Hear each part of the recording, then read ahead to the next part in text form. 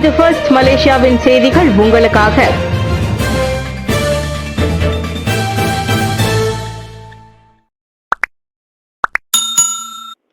ஈரானை விட்டு வெளியேற மலேசியர்களுக்கு அறிவுறுத்தல். பாதுகாப்பான மற்றும் கிடைக்கக்கூடிய எந்தவொரு வழியையும் பயன்படுத்திக் கொண்டு உடனடியாக நாட்டை விட்டு வெளியேற ஈரானில் வசிக்கும் மலேசியர்கள் அனைவரும் அறிவுறுத்தப்படுகின்றனர். தெஹ்ரானில் உள்ள மலேசிய தூதரகத்தின் மூலம் ஈரானின் பாதுகாப்பு முன்னேற்றங்களை கண்காணித்து வரும் வெளியுறவு அமைச்சு அந்த அறிவுறுத்தலை வெளியிட்டுள்ளது.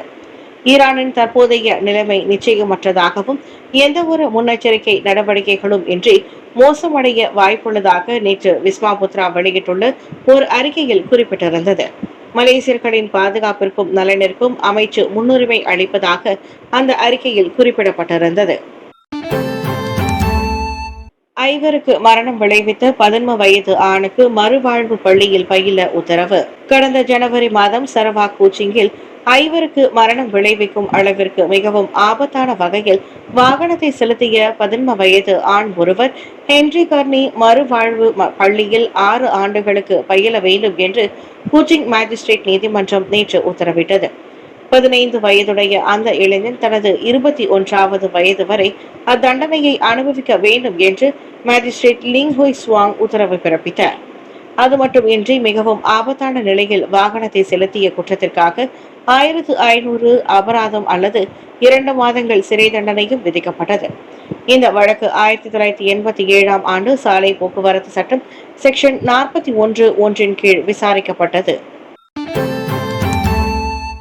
பார்வை அளவையியல் சட்ட மசோதா அக்டோபரில் தாக்கல். ஆப்டிமெட்ரி எனப்படும் பார்வை அளவையியல் சட்ட மசோதா அக்டோபர் மாதத்தில் நாடாளுமன்றத்தில் தாக்கல் செய்யப்படும் என்று எதிர்பார்க்கப்படுகிறது. நாட்டில் கண் மருத்துவ தொழிலின் அனைத்து அம்சங்களையும் கட்டுப்படுத்தும் ஒரு குறிப்பிட்ட சட்டமாக அந்த சட்ட மசோதா இருக்கும் என்று சுகாதார அமைச்சர் டாக்டர் சுல்கிஃப்லி அகமது தெரிவித்தார். இது ஒரு தனிப்பட்ட சட்ட விதிமுறைகளாக இருக்கும். இது நடைமுறைகள், பயிற்சி, பதிவு மற்றும் அனைத்தையும் ஒழுங்குமுறைப்படுத்தும் கண் மருத்துவர்களின் நடைமுறைகளுடன் தொடர்புடையது. எடுத்துக்காட்டாக பார்வை நிபுணர்கள் போன்றவற்றிலிருந்து வேறுபட்டது அந்த பார்வை அளவையியல் சட்ட மசோதாவில் இருக்கும் என்றார் அவர். நேற்று புத்ரஜயாவில் கண் மருத்துவர் தொழிலுக்கான முதன்மை கண் பராமரிப்பு சேவை வழிகாட்டுகளை அறிமுகப்படுத்தும் விழாவிற்கு பின்னர் செய்தியாளர்களிடம் பேசிய டாக்டர் சுல்கிஃப்லி அவ்வாறு கூறினார். 36 நாடுகளுக்கு பயண தடை ஆலோசனையில் ட்ரம்ப்.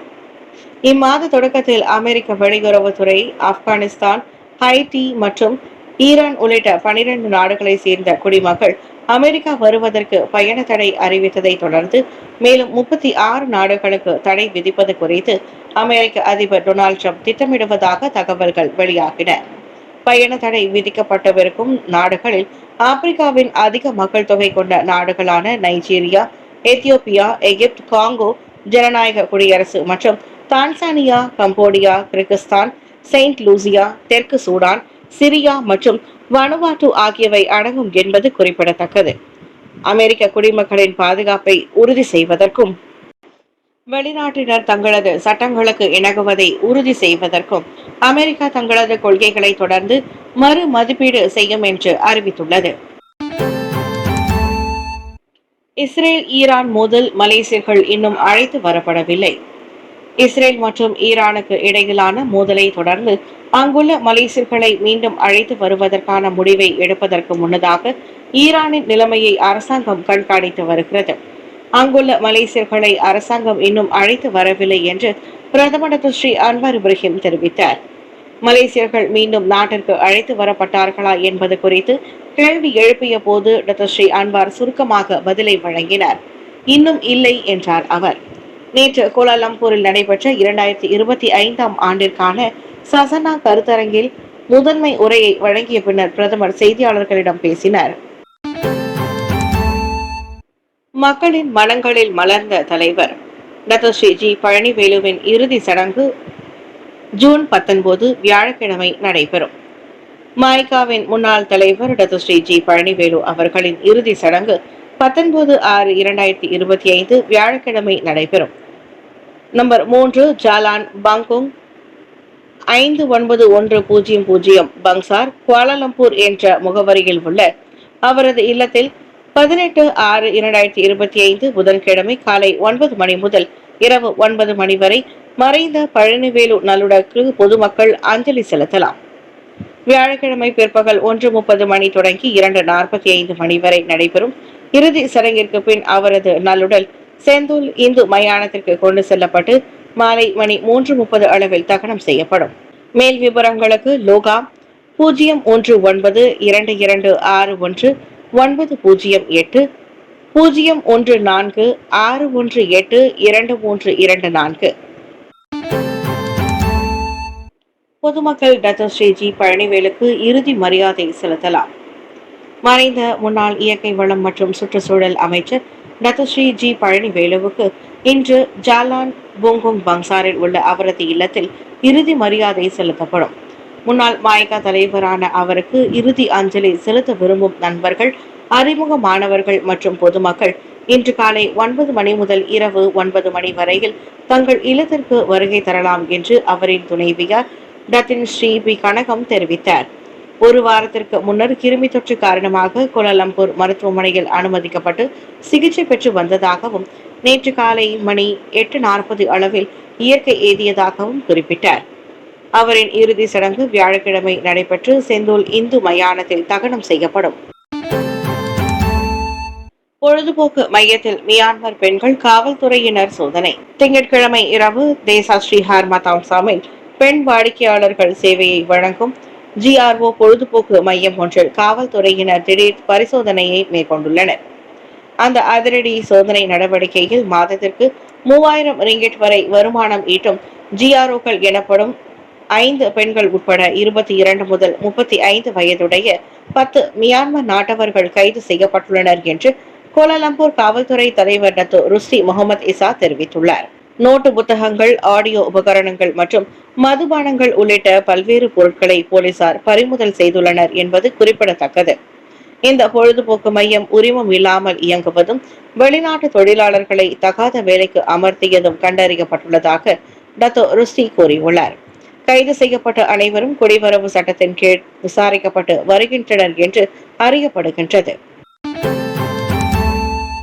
நூலகங்களை அறிவு மையமாக மாற்ற முனைப்பு காட்ட வேண்டும். நூலகங்களை அறிவு மையமாக மாற்றுவதில் அதிக முனைப்புடன் செயல்பட வேண்டும் என்று தென்கிழக்கு ஆசிய வட்டாரத்தில் உள்ள நூலகர்களுக்கு வலியுறுத்தப்படுகின்றது. இளைய தலைமுறையினர்களிடையே வாசிப்பு பழக்கத்தை வளர்ப்பதில் நூலகர்களின் பங்கு பாரம்பரிய செயல்பாடுகளுக்கு மேலாக இருக்க வேண்டும் என்று பிரதமர் ஸ்ரீ அன்வார் இப்ராஹிம் கூறினார். மாணவர்கள் நூலகத்திற்கு செல்வதை விரும்புவதை உறுதி செய்வது அவர்களின் மிகப்பெரிய பணியாகும். அவை குளிர்சாதனங்கள் கொண்டிருப்பதால் அல்ல, அவர்களுக்கு சிறிது வசதி வேண்டும். நான் மலாயா பல்கலைக்கழகத்தில் இருந்தபோது அதை செய்தேன். அவர்கள் சொன்னார்கள், நீ எங்கே செல்ல வேண்டும் என்று. வெளியே வெயில் அதிகமாக இருக்கும், ஆனால் நீங்கள் அங்கு சென்றதும் நூலகர்கள் உங்கள் மீது ஈர்ப்பு கொள்ள செய்ய வேண்டும்.